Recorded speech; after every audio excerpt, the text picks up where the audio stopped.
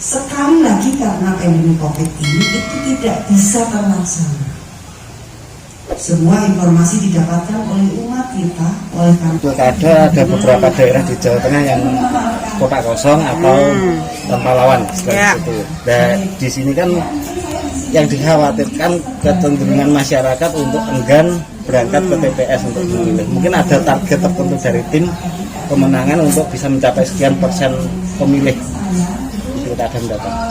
Nomor satu, pilkada harus disadari oleh masyarakat sebagai sebuah kebutuhan yang penting, karena partisipasi mereka ini akan menentukan sebenarnya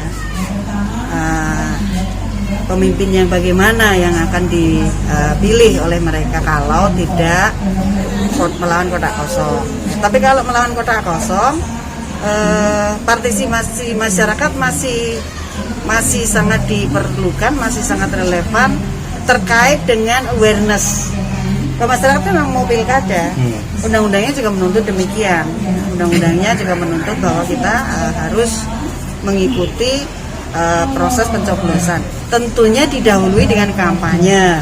Nah, kampanye sekarang kan dibatasi nih. Sebagian besar kampanyenya virtual. Efektif apa enggak? Kalau menurut tim tidak efektif, tapi itu peraturannya memang begitu bagaimana? Sebenarnya kampanye itu kan proses mendinamisasi supaya masyarakat paham nih bahwa platformnya calon seperti ini, kemudian nantinya yang akan dilakukan oleh calon seperti ini. Tapi karena virtual kan jadi agak sulit.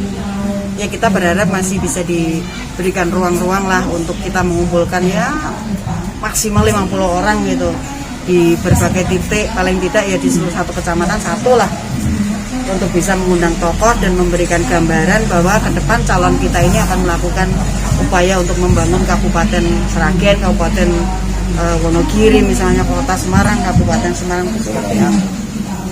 Itu ada target nggak dari berapa yang harus mencoblos? Berapa persen yang ya kita lakukan sesuai undang-undang sajalah. Kalau undang-undang tidak ada apa namanya batasnya bahwa berapa yang akan dikatakan menang kalau melawan kotak kosong.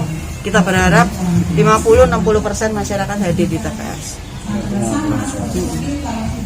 Jadi kalau melihat kotak kosong sendiri itu sebenarnya keuntungan atau kerugian untuk masyarakat?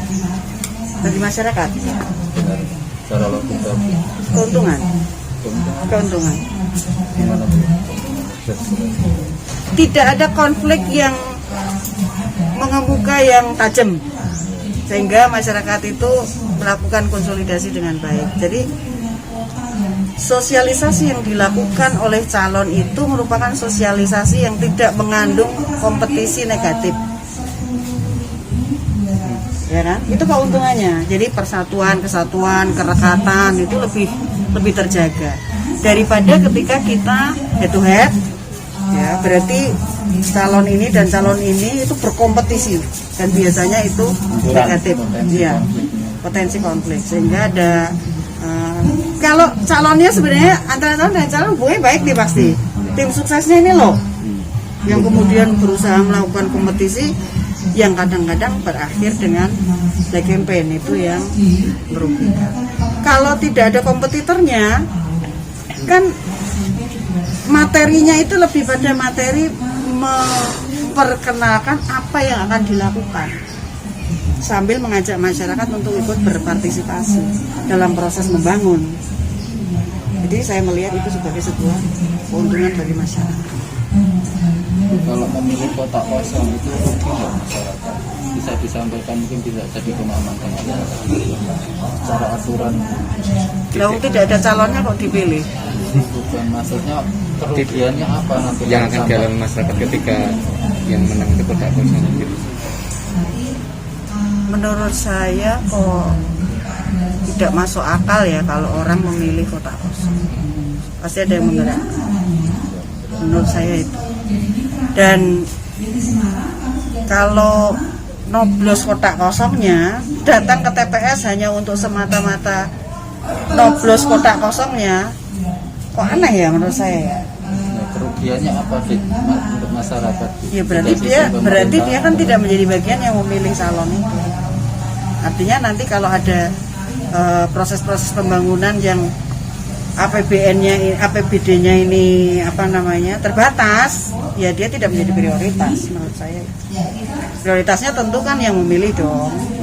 Kalau yang memilih ini pasti yang akan dirawat terlebih dahulu karena dia harus menepati janjinya. Tapi kalau memilih kotak kosong, ya berarti masyarakat itu memang mungkin secara umum memberikan pesan bahwa dia tidak membutuhkan pemimpin itu kan gitu.